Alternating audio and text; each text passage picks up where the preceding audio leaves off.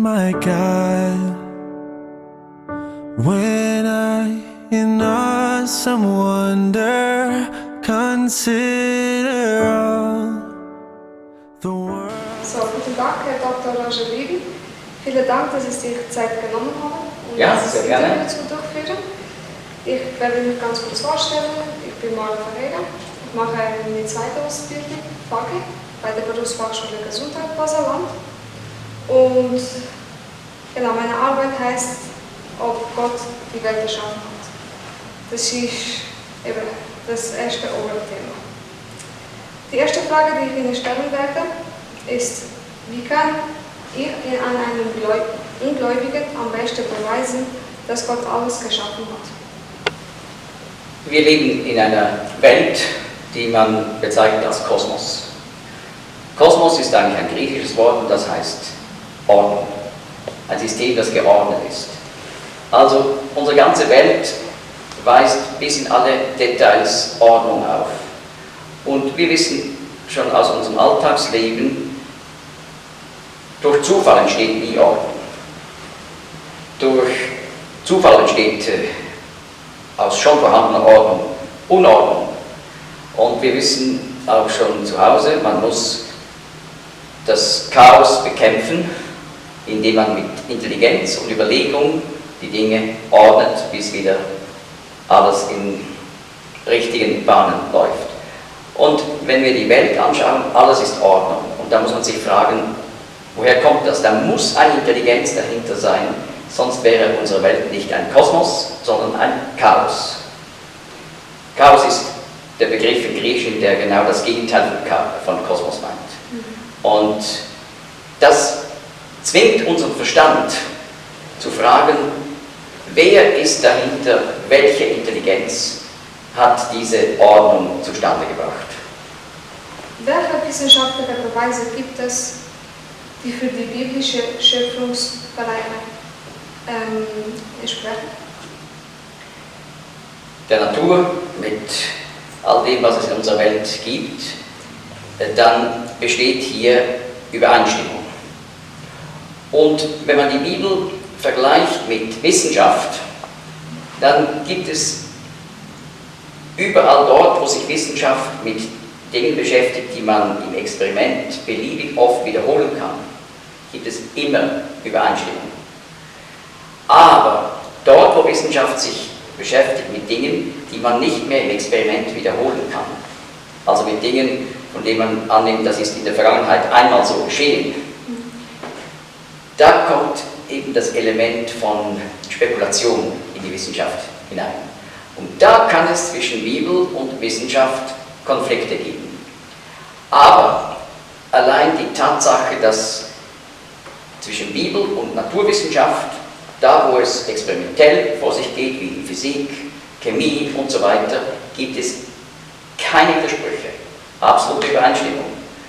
Und das macht die Bibel eben auch in naturwissenschaftlicher Hinsicht glaubwürdig, wenn sie dann über Schöpfung spricht und nicht über Evolution. Könnten Sie mir nur zwei Beispiele geben? Ein erstes Beispiel. Die Bibel sagt, der Hase wiederkommt. Und man hat in der Wissenschaft lange behauptet, nein, das ist nicht so. Man kann Hasen schlachten und den Magen betrachten, aufschneiden und betrachten. Es ist nur ein Magen drin und nicht 4 wie bei Wiederkäuen, wie Schafe, Ziegen und Kühe. Also man hat gesagt, die Bibel ist in diesem Punkt falsch. Aber 1882 wurde zum ersten Mal in einer Tierärztezeitschrift die spezielle Form des Wiederkäuens beschrieben. Und zwar ist es so, der Hase frisst seine Nahrung und die geht den normalen Weg, bis dann am Schluss grüne Kügelchen ausgestoßen werden. Und die werden normalerweise direkt bei der Austrittsstelle, die Hasen sind sehr beweglich, abgenommen und nochmals gefressen. Da wird Vitamin B beim zweiten Durchgang gewonnen und verschiedene andere Dinge. Der Hase frisst alles zweimal und am Schluss nach dem zweiten Mal kommen die braunen Küken. Und das ist Wiederkäuen. Die Bibel sagt nicht, der Hase hat 4 Mägen, aber sie sagt, er käut wieder. Und die Wissenschaft hat das gegenüber der Bibel Jahrtausende verschlafen und hat damit Recht behalten. Ein anderes Beispiel: in Sprüche 30 wird in der Bibel gesagt, dass Ameisen Wintervorräte anlegen. Aber in der Naturwissenschaft hat man lange gesagt, das ist ganz eindeutig ein Fehler, denn unsere Ameisen, die machen keine Wintervorräte. Nun ist es aber so, auch erst Ende 19. Jahrhundert hat man herausgefunden, dass die Art Messor, das ist die typische Ameisenart in Israel, die man überall finden kann, die macht keine Ameisenhaufen wie unsere, sondern direkt Löcher in den Boden, und die haben Wintervorräte. Also auch wieder ein Beispiel: die Wissenschaft hat lange, kann man sagen, verschlafen und die Bibel hat Recht behalten. Und so könnte man jetzt ständig mit Beispielen weiterfahren. Die Evolutionstheorie und der Urknall sind auch nur wissenschaftliche Annahmen und nicht bewiesen. Wie kann ich dies einem Ungläubigen am besten aufzeichnen und klar machen? Ja, also da haben wir ganz klar einen Widerspruch zwischen Bibel und diesen Theorien wie Urknall und Evolutionslehre. Aber da ist es jetzt umgekehrt. Wenn man an einen Urknall glaubt, dann hat man die beobachtbare Naturwissenschaft nicht auf seiner Seite. Denn in der Physik lernt man, wenn man Physik studiert, schon im ersten Jahr und da ganz ausführlich die thermodynamischen Hauptsätze kennen. Und es ist so, der erste thermodynamische Hauptsatz besagt, dass die Menge von Energie im Kosmos immer die gleiche ist. Energie entsteht nicht plötzlich aus dem Nichts und sie kann auch nicht vernichtet werden.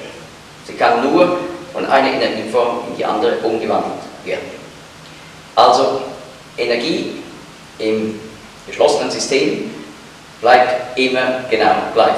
Und der Kosmos wird als Universum schon verstanden als ein geschlossenes System. Nun ist es so, der Urknall sagt, am Anfang gab es gar nichts. Und aus dem Nichts sei in einem kleinsten Punkt plötzlich das ganze Potenzial für Energie und Materie des Universums, wie wir es heute kennen, entstanden. Das widerspricht der beobachtbaren Naturwissenschaft. Also von der biblischen Seite kann man sagen, die Bibel widerspricht der Naturwissenschaft in dem Sinn, wo man es beobachten kann, im Experiment wiederholt belegen kann, nie. Aber der Urknall widerspricht der beobachtbaren Naturwissenschaft. Also es ist nicht nur einfach eine Theorie, sondern es ist sogar eine Theorie, die der beobachtbaren Naturwissenschaft widerspricht. Wenn Ungläubige die Bibel in Frage stellen und als unwahr hinstellen, wie kann ich dies widerlegen und meinen Standpunkt am besten vertreten? Einmal darauf hinweisen, auf diese erstaunliche Übereinstimmung zwischen Bibel und beobachtbarer Naturwissenschaft. Man kann aber auch hinweisen auf die überwältigende Übereinstimmung zwischen Bibel und wirklich belegter Geschichte und Archäologie.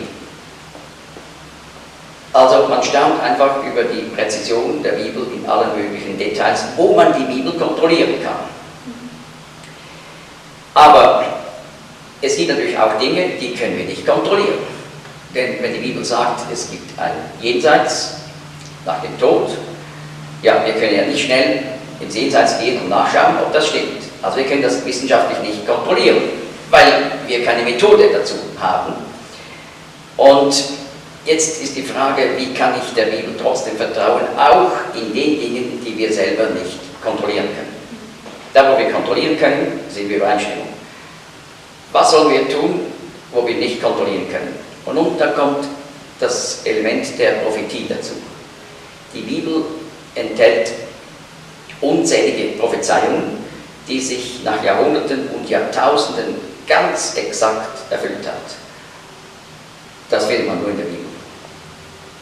Und das weist darauf hin, dass der hinter der Bibel steht, ewig ist. Das heißt, er ist Zeit und Raum nicht unterworfen. Wir können nicht sagen als Menschen, auch als Naturwissenschaftler nicht, was in 1000 Jahren kommen wird, weil wir an Raum und Zeit gebunden sind.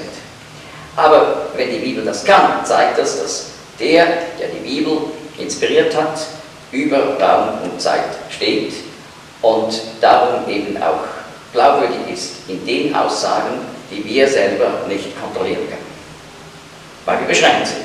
Was halten Sie von der sogenannten Gap-Theorie und dass die Erde älter ist als nur 6000 Jahre?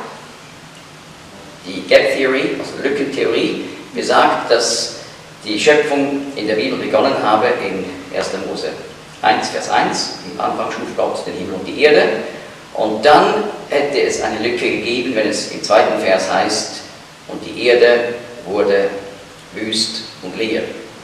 Und man sagt, diese Zeit sei nicht festgehalten in der Bibel, wie lange diese Wüstheit und Leere stattgefunden habe. Erst danach beginnt dann der erste Schöpfungstag, wenn Gott sagt, es werde Licht. Und so will man also da in Vers 2 Millionen von Jahren aus der Evolutionstheorie dort unterbringen. Und darum sagt man Gap Theory, weil man eben in Vers 2 eine Lücke, ein Gap einfügt. Aber das ist eben nicht möglich, weil die Bibel lehrt, dass Vers 1 schon zum ersten Schöpfungstag gehört. In den 10 Geboten, in 2. Mose 20 wird gesagt, in dem Gebot, dass man den Sabbat als Israelit beobachten muss, wird gesagt, 6 Tage soll man arbeiten, am 7. Tag ruhen. Und Begründung, Gott hat die Welt, Himmel und Erde, in 6 Tagen gemacht und dann war Sabbat. Also wird klar, es gibt keinen Platz für eine Lücke. Die zweite Frage, dann möchte man ja mit der Gap Theory suggerieren, dass die Bibel also lehre, dass die Welt älter sei, als was sie eben lehrt über die Jahrtausende seit der Erschaffung in den 6 Tagen, 1. Mose 1. Und davon halte ich gar nichts. Und zwar aus folgendem Grund. Erstens mal ist Gap Theory überhaupt nicht dementsprechend, was der Bibeltext sagt. Man legt etwas in die Bibel herein, was die nicht sagt. Und zweitens, man hat diese Gap Theory erfunden im 19. Jahrhundert, weil man dachte, so könnte man vielleicht diese Millionen von Jahren, die Darwin braucht für die Evolutionstheorie, versöhnend in die Bibel mit einbeziehen. Und das geschah, weil manche Christen so beeindruckt waren von diesen neuen Argumenten der Evolutionstheorie von Charles Darwin. Und man muss gar nicht beeindruckt sein, denn die Argumente für Millionen und Milliarden Jahre, die ruhen auf ganz wackeligen Füßen. Und diese Grundlagen kann man naturwissenschaftlich ganz stark angreifen, sodass deutlich wird, diese Beweise für Millionen und für Milliarden von Jahren, die bestehen gar nicht. Also ich bin als Christ gar nicht irgendwie gezwungen, da einen Trick zu erfinden, um die Bibel mit diesen Milliarden von Jahren zu versöhnen. Kann es sein, dass als Gott am Anfang Himmel und Erde schuf, dies eine Art Urknall gewesen ist? Es ist so, der biblische Schöpfungsbericht beginnt mit im Anfang, auf Hebräisch ein Wort, Bereshit. Also da könnte man sagen, da ist ja eine interessante Parallele. In der Urknalltheorie beginnt alles, auch die Zeit, in dem Moment des Urknalls. Und die Bibel beginnt mit der Entstehung der Welt im Anfang. Aber dann heißt es, schuf Gott den Himmel und die Erde. Und die Bibel lehrt nirgends dass Gott aus einem Punkt zuerst die Energie und Materie hat entstehen lassen und dann erst nach langer, langer Zeit die Erde, sondern es wird gleich im ersten Vers gesagt, im Anfang schuf Gott den Himmel, das Universum und auch schon den Planeten Erde. Das passt nicht zusammen. Der Missing Link in der Evolutionstheorie von Charles Darwin besagt, dass keiner weiß, wie aus dem Affen ein Mensch wurde. Wie kann ich dies am besten wissenschaftlich erklären? Also der Begriff Missing Link oder Missing Links in der Mehrzahl wurde schon geprägt im 19. Jahrhundert. Und zwar war das ein Riesenproblem für Charles Darwin. Er kannte schon viele Fossilien, also versteinerte Lebewesen wie Pflanzen, Tiere und auch Menschen. Und schon im 19. Jahrhundert war klar, es gibt hier keine fließenden Übergänge von den Arten, sondern genauso wie man die Tiere und die Pflanzen heute studiert, da gibt es ganz klare Abstände. Und es ist nicht einfach alles fließend miteinander verwandt, sondern es gibt überall ganz deutliche Lücken, Unterbrüche. Und das ist bei den Fossilien genauso. Also hätte es eine Evolution gegeben, dann müsste man erwarten, dass es fließende Übergänge gibt bei den Lebewesen von einer Art zur anderen, aber bei den Fossilien ist es genauso, dass wir die alle auch in Arten und Familien und Gattungen einteilen können, wie bei den heutigen Arten. Und das hat Charles Darwin sehr Bauchweh gemacht. Diese Missing Links, diese fehlenden Bindeglieder. Und er hat damals gesagt, ja, die werden wir später noch finden. Und heute sind wir weit über 100 Jahre nach Darwin und man hat sehr viele Fossilien dazu gefunden. Nicht nur Millionen, sondern Milliarden von Fossilien. Und es ist so geblieben, die Fossilien können ganz klar eingeordnet werden, systematisch, aber immer mit Lücken dazwischen. Also das Problem der Missing Links ist nicht gelöst worden. Und das passt nicht zur Evolution, aber das passt wunderbar zur Schöpfung. Denn der biblische Schöpfungsbericht sagt, dass Gott eben am Anfang verschiedene Grundtypen als Arten erschaffen hat, die voneinander klar getrennt waren. Ist es nicht total unwissenschaftlich zu sagen, dass alles aus dem Licht entstanden sein soll? Ja, das ist, wie ich schon gesagt habe, ein Riesenproblem. Denn die Behauptung, dass eben unsere Materie und Energie, Materie ist übrigens einfach eine spezielle Form von Energie, dass das alles beim Urknall aus einem Punkt, und zwar aus dem Nichts, entstanden sei. Nach der Urknalltheorie hat es also am Anfang keinen Raum gegeben, keine Zeit und keine Energie, Materie. Und plötzlich in einem kleinsten Punkt sei der Raum entstanden und die Zeit und eben die Grundsubstanz der Energie und Materie. Und dann habe sich dieser kleinste Punkt plötzlich geöffnet, das heißt der Raum habe sich vergrößert und immer noch mehr und das halte an bis heute. Und so sei eben die Energie und die Materie dann im Weltall verteilt worden. Das ist der Urknall. Aber eben das stimmt nicht überein mit den thermodynamischen Hauptsätzen. Wie gesagt, der erste thermodynamische Hauptsatz sagt, dass die Menge der Energie ist immer gleich. Wir erleben nie in der Naturwissenschaft, dass plötzlich irgendwo neue Energie entsteht. Es gibt nur die Energie, die da ist. Und die wird eben nicht zerstört, sondern umgewandelt. Aber jetzt kommt noch was dazu. Sie wird umgewandelt. Aber der zweite thermodynamische Hauptsatz, der sagt, die Menge der Energie, die man für nützliche Arbeit einsetzen kann, die nimmt ab.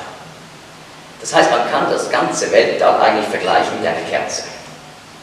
Das Weltall hat eine bestimmte Menge von Energie. Und wenn wir eine Kerze anzünden, da haben wir da ein Paket von Energie. Wird angezündet und die Kerze brennt ab. Und natürlich, die Energie, die in der Kerze vorhanden ist, die wird umgewandelt in Wärme bei der Flamme. Das ist eine andere Energieform, wird umgewandelt in Licht und diese Energie wird nicht zerstört. Aber wenn alles mal vorbei ist, können wir diese Energie nicht wieder zurückholen und wieder eine Kerze machen und mit der wieder arbeiten. Und nun ist es also so, das ganze Weltall kann man vergleichen mit einer Kerze, die abbrennt. Und daraus ist auch klar geworden, das Weltall hat einen Anfang gehabt. Das hat man früher in der Wissenschaft bestritten. In der atheistischen Wissenschaft haben wir gesagt, das Weltall ist ewig. Aber es ist klar geworden, das geht gar nicht. Denn der zweithermeneutische Hauptsatz macht klar, wir haben jetzt eine bestimmte Menge von Energie, die man für nützliche Arbeit einsetzen kann, aber das nimmt ständig ab. Das heißt, das Weltall brennt aus. Es ist einmal wie eine Kerze, die abgebrannt ist. Und das ist aber jetzt noch nicht der Fall. Also, wir sind theoretisch noch nicht am Ende, aber es muss einen Anfang gehabt haben. Und das hat übrigens dazu geführt, dass man im 20. Jahrhundert die Urknall-Theorie so weit akzeptiert hat.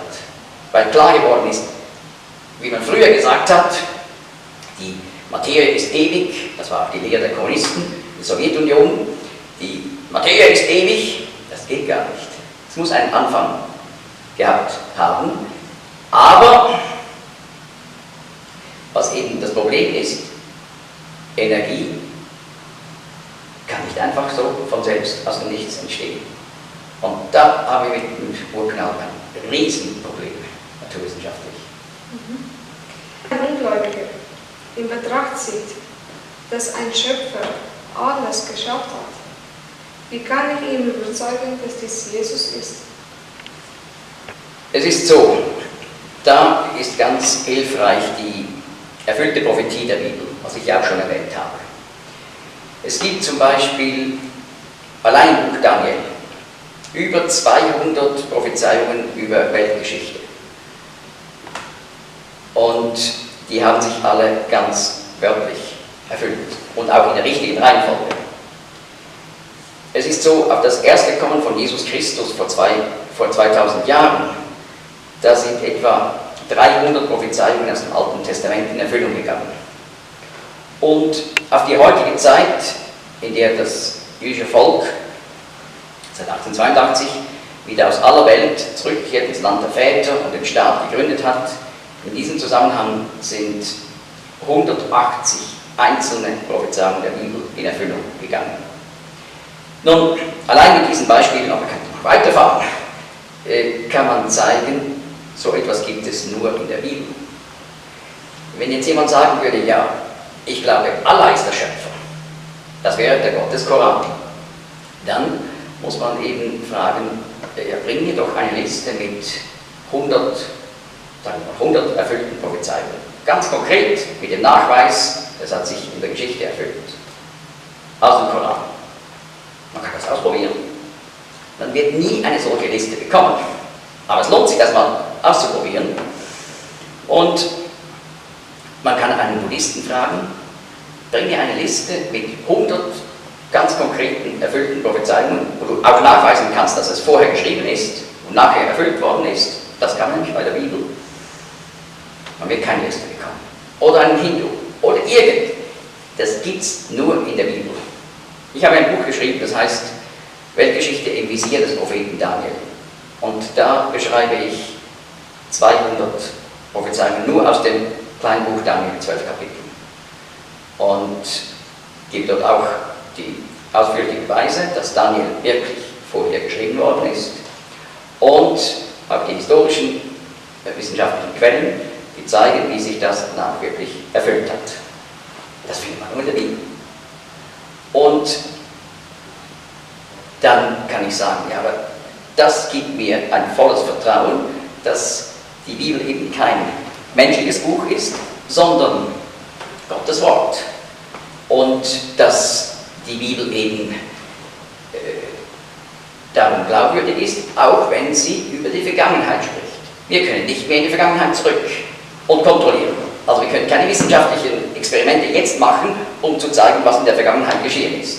Weil Wissenschaft sich, wirkliche Wissenschaft, Naturwissenschaft, kann nur das belegen, was man im Experiment wiederholen kann. Alles andere ist Schlussfolgerung und Spekulation. Und da kommt persönliche Philosophie rein. Also wir können auch nicht zurückgehen und zuschauen, wie die Schöpfung war, aber weil die Bibel eben sich als übernatürlich erweist, und zwar so übernatürlich, dass der die Bibelschreiber inspiriert hat, offensichtlich nicht Raum und Zeit unterworfen war, dann kann man ihm vertrauen, dass er uns auch die Wahrheit mitteilt über die Vergangenheit. Man kann sich auch fragen, was ist einfacher? Grundsätzlich, zu sagen, was in der Vergangenheit war, oder zu sagen, was in der Zukunft kommt. Was in der Vergangenheit war? In der Vergangenheit ist es also ein bisschen einfacher. Es ist, je weiter wir zurückgehen, kann es auch schwierig werden. Aber es ist grundsätzlich einfacher, als was in der Zukunft liegt.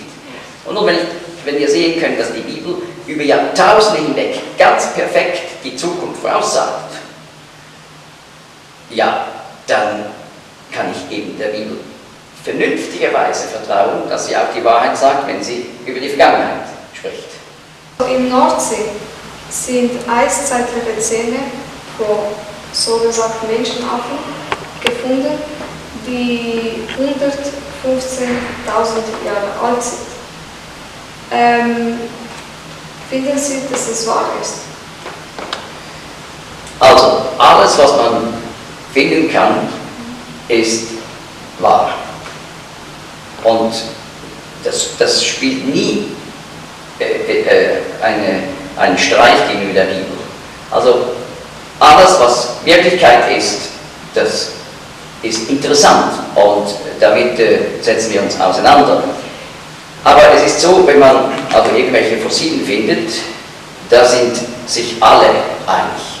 Die überzeugt sind, dass die Schöpfung der Bibel stimmt und die Evolutionisten sind. Da wird gar nicht diskutiert. Außer Fossilien seien gefälscht worden. Und das ist auch schon geschehen. Das sind also Affen, Menschen, Knochen gefälscht worden, um die Evolutionslehre zu belegen. Aber das lassen wir auf der Seite.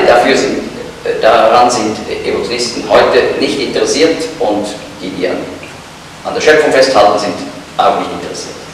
Aber die Fossilien, die sind Tatsachen. Das Problem ist, wie interpretieren wir die Fossilien?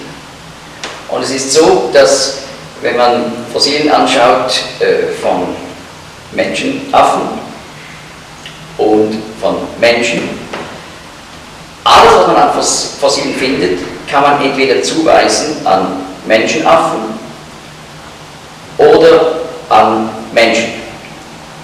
Und das wird eigentlich schon klar, wenn man auch die Namen anschaut.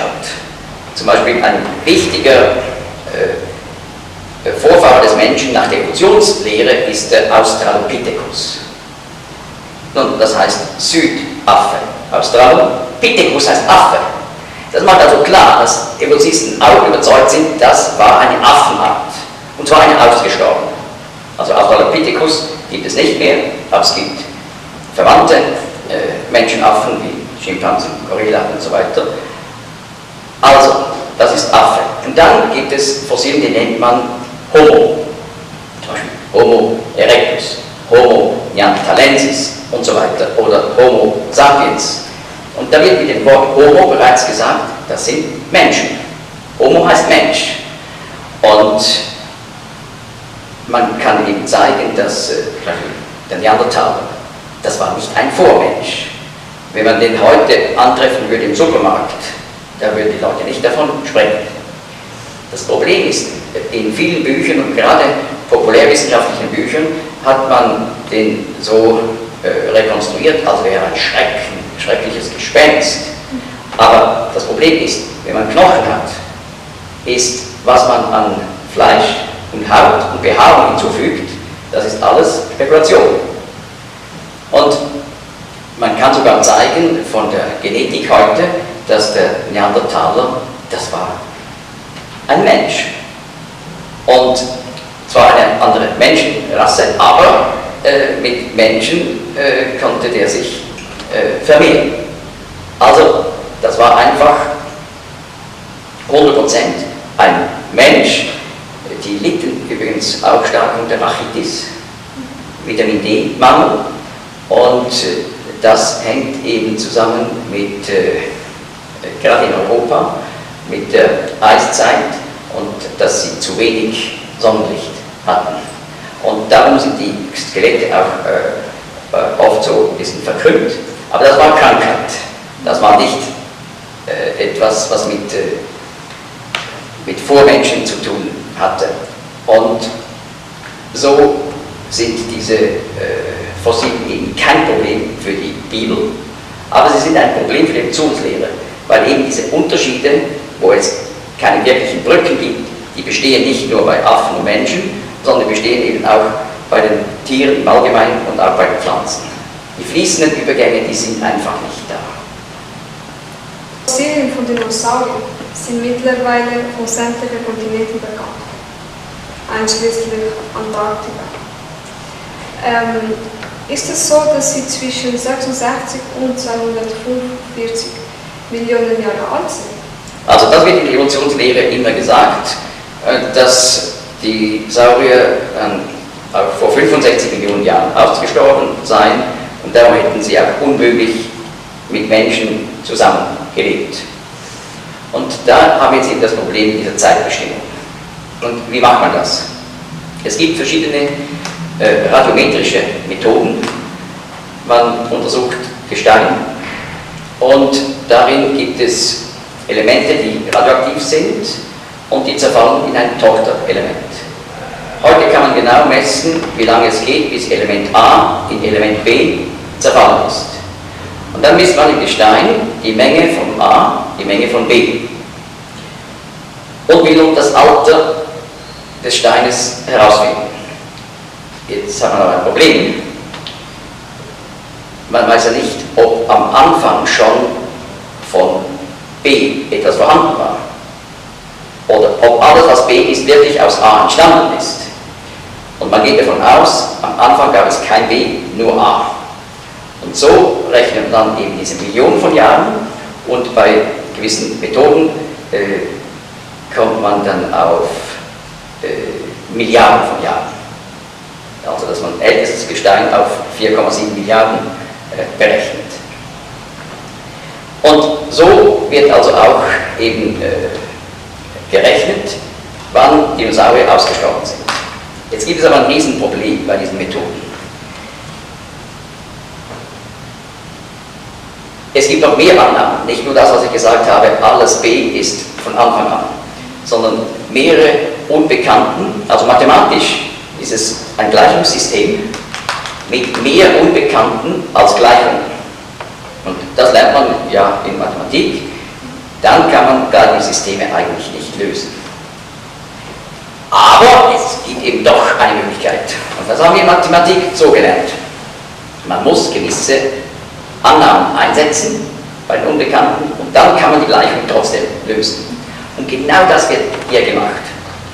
Aber da muss man wissen, es geht also nicht nur einfach um reine Naturwissenschaft, dass da genau gemessen wird und dann haben wir das Resultat, sondern da werden Dinge angenommen, von denen man glaubt, die waren so, aber die kann man nicht beweisen.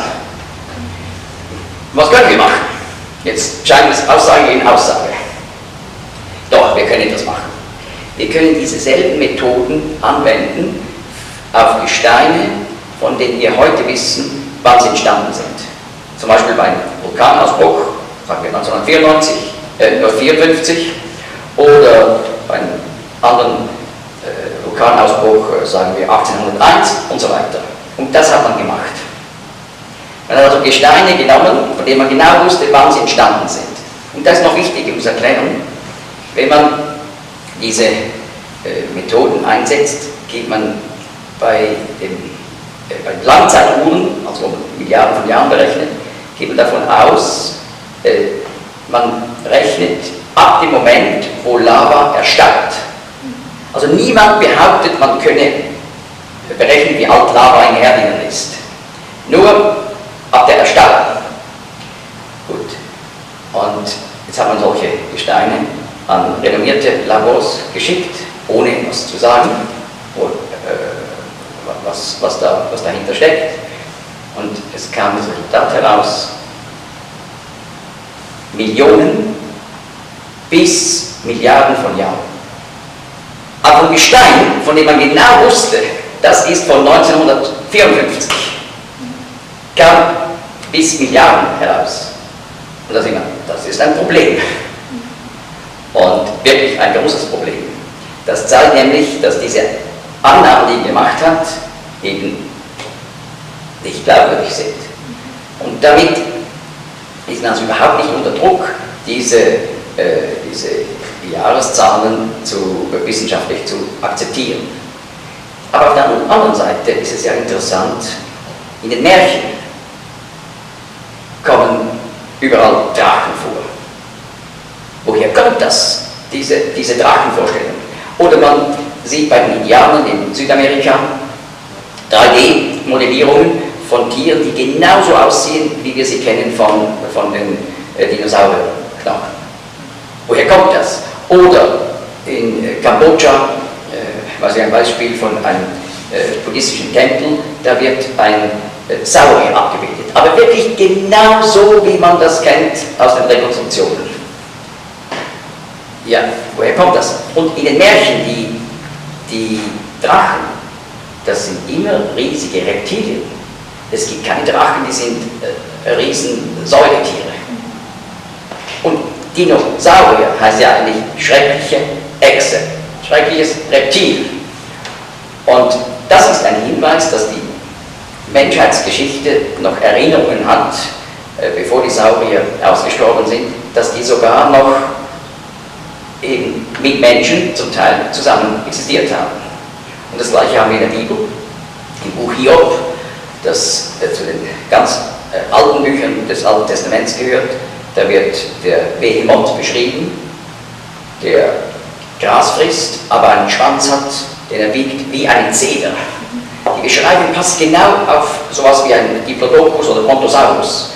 Und dann wird beschrieben Leviathan. Und das ist genau die Beschreibung von einem riesigen Wassersaurier, wie zum Beispiel der Masosaurier aus der Familie der Tylosaurier. Also fantastische Beschreibungen, die mit dem, was man in Fossilien gefunden hat, übereinstimmen. Aber das mit den 65 Millionen, das ist echt ein Problem.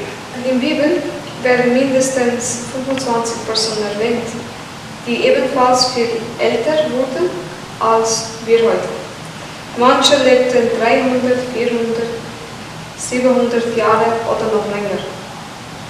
Haben die Menschen wirklich so lange gelebt oder wurde die Zeit anders berechnet?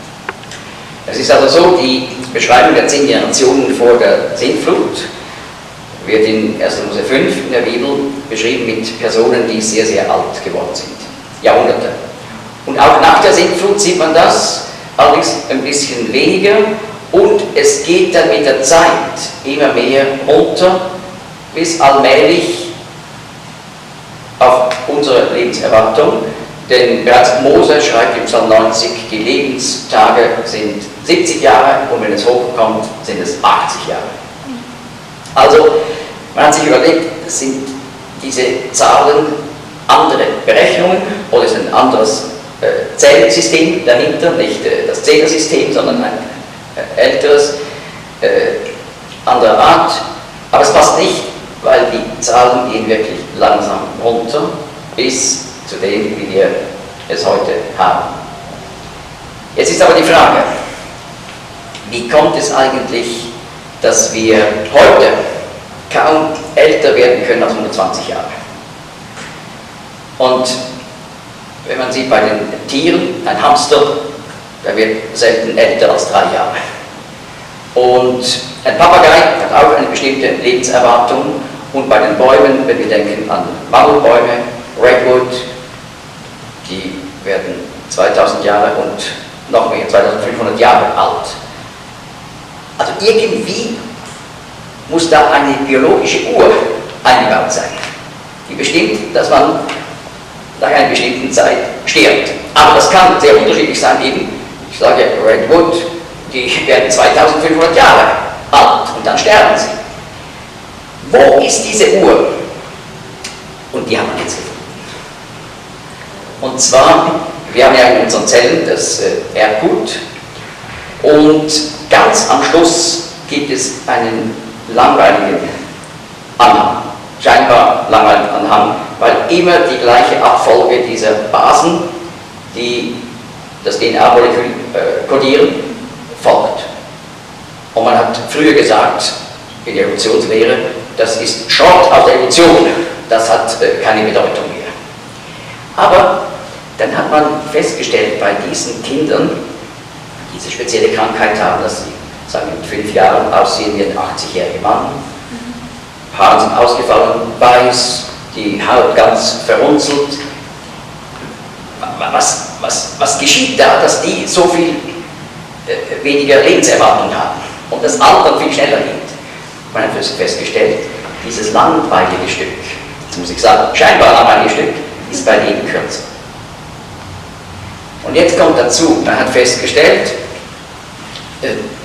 dass bei jeder Zellteilung im Körper dieses Stück etwas verkürzt wird. Also unsere Zellen teilen sich nie so, dass sie sich 100% kopieren. Und das ist bei den Geschlechtszellen, ist das so, von Generation zu Generation wird im Prinzip der volle Satz weitergegeben, aber wenn die Zellen im Körper sich teilen, wird das Stück verkürzt. Und sobald die Stelle kommt, wo es beginnt, kommt ein Signal heraus, das sagt, nicht mehr teilen. Und dann stirbt man. Also ist da eine Programmierung drin. Und man hat das ja in der Krebstherapie zunutze gemacht, mit der Bestrahlung. Weil beim Krebs ist es ja so, dass die Zellen, die sind durchgedreht und da kommt immer der Befehl, teilen, teilen, teilen, teilen. Und die teilen sich zu schnell und man hat sich gesagt, ja, wenn wir bestrahlen, dann können wir zufällig diese Stelle treffen, wo das scheinbar langweilige Stück angehängt ist und dann kommt das Signal, nicht mehr teilen. Dann können wir etwas machen im Krebs. Aber natürlich, man trifft dann eben auch die Zellen an guten Stellen und das ist dann das Negative. Aber genau diese Möglichkeit, dort zu treffen, um die Zellen zum Stoppen zu bringen, das ist die Überlegung der Strahlen-Therapie. Und jetzt muss man sich fragen, hätten wir eine Möglichkeit zu machen, dass unsere Zellen sich vollständig kopieren, dann könnten wir theoretisch ewig leben. Ja?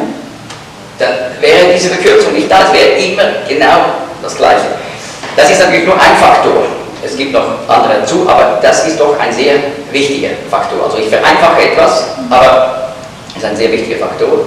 Und wenn man sich überlegt, wir hätten eine Superfrucht mit einem Supervitamin, die machen könnte, dass, wenn wir diese Frucht essen, die Teilung vollständig geschieht, dann könnten wir ewig leben. Das ist ein interessanter Gedanke im Zusammenhang mit 1. Mose 2 und 3, wo von dem Baum des Lebens gesprochen wird. Heute wissen wir, dass wenn 2 Geschwister ein Kind auf die Welt bringen, kann gut möglich sein, dass sie krank oder behindert sind.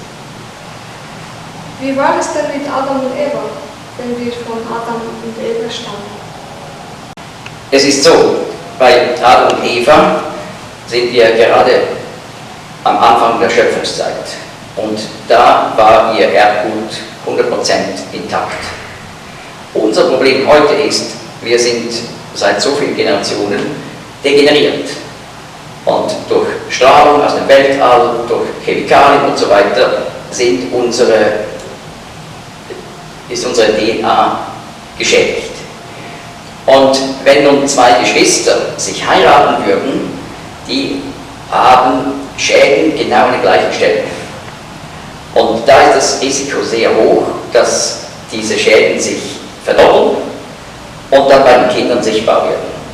Und darum ist es eben gut, wenn man heiratet mit großem Abstand und dann kann man davon ausgehen, dass der Ehepartner, die Ehepartnerin nicht die gleichen Schäden hat und dass es dann eben möglichst bei den Kindern nicht zu einem sichtbaren Schaden kommt.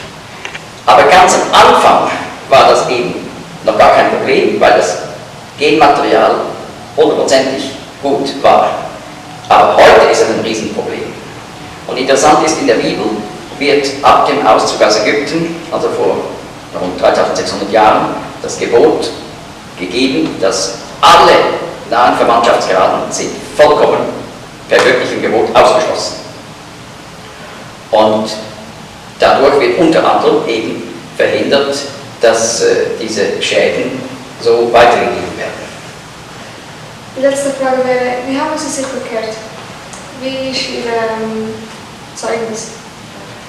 War es so, dass ich in einer Familie hineingeboren wurde, wo die Bibel als Gottes Wort galt und geglaubt wurde. Und das Zeugnis meiner Mutter, wie sie gelebt hat, das war für mich sehr überzeugend. Und ich habe mit 10 Jahren eine ganz bewusste Entscheidung für Jesus Christus gefällt. Aber ich muss sagen, das war ein erster Schritt, denn zu diesem Zeitpunkt mit 10 Jahren war mir noch nicht bewusst, wie es genau steht mit meiner Schuld in meinem Leben, die mich von Gott trennt. Aber das wurde dann in der weiteren Zeit immer deutlicher und ich habe auch begonnen, meine persönliche Schuld Gott zu bekennen. Die Bibel verheißt, wenn wir unsere Sünden bekennen, ist Gott treu und gerecht, dass er uns die Sünde vergibt. Und so sind das also wichtige Etappen gewesen, mit 10 eine klare Entscheidung, mein Leben gehört Jesus Christus und dann eben mein Leben wurde mit Gott in Ordnung gebracht und ich habe diese Überzeugung, die ich schon mit 10 Jahren hatte, die hat sich noch mehr verfestigt, dass Jesus Christus als der Gerechte meine Schuld auf sich genommen hat und an meiner Stelle am Kreuz gestorben ist und das Gericht Gottes getragen hat, wie das im Alten Testament vorausgesagt war, in Jesaja 53, dass der Messias kommen wird und wird unsere Schuld auf sich nehmen. Durch seine Striemen sind wir geheilt. Die Strafe zu unserem Frieden lag auf ihm. Und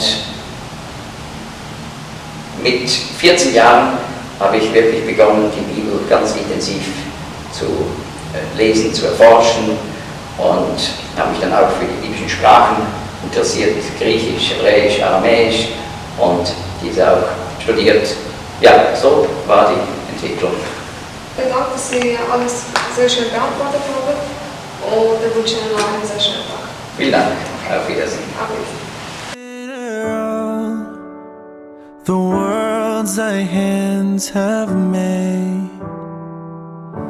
I see the stars, I hear the